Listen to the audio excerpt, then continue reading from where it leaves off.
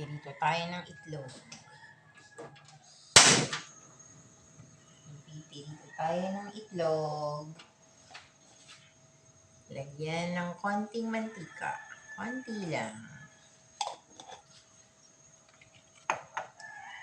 Pirito ng itlog para sa almusal.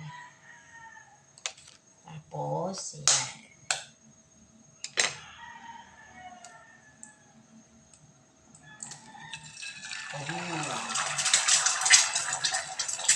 Tapos, lagyan ng konting asin.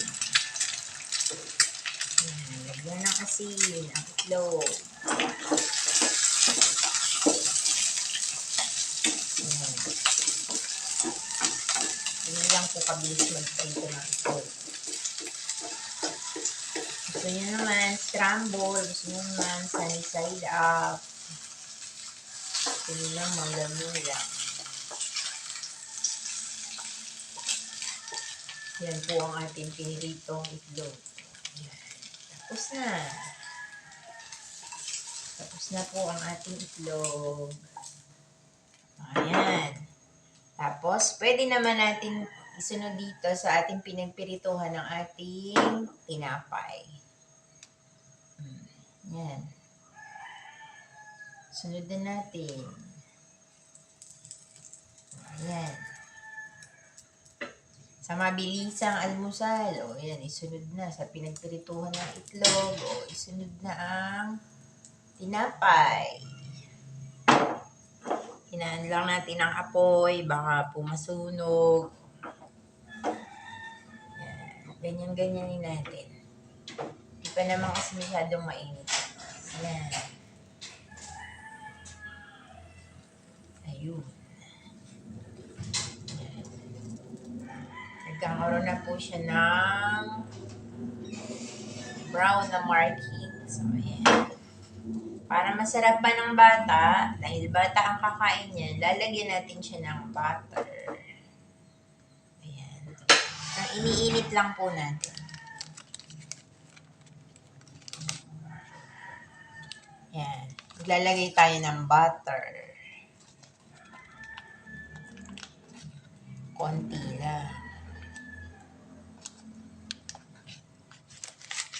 Lagyan natin ng butter. Kasi pagka naman po masyadong madaming butter, hindi naman natin masarap. Ayan, nagme-melt na yung butter. O, kita nyo? O, yan. Para masarap pa ng bata. Ayan, para may lasa. Ayun, o, perfect. Ayan.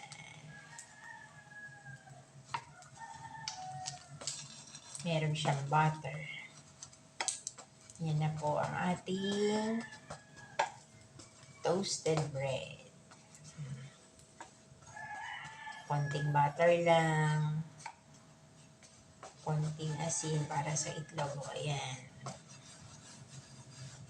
Luto na po. Ang pang-almusal ng aking estudyante. Ayan. Luto na po. Hanguin na natin. I-off na natin ang apoy. Plating na tayo. Para mapakain nyo sila sa umaga. Ayan, ganyan yung gagawin natin.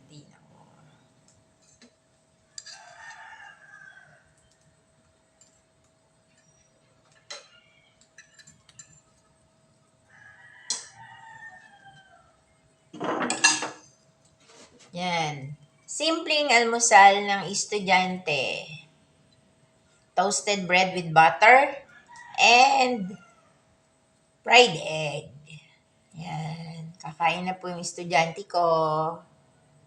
Kain po tayo.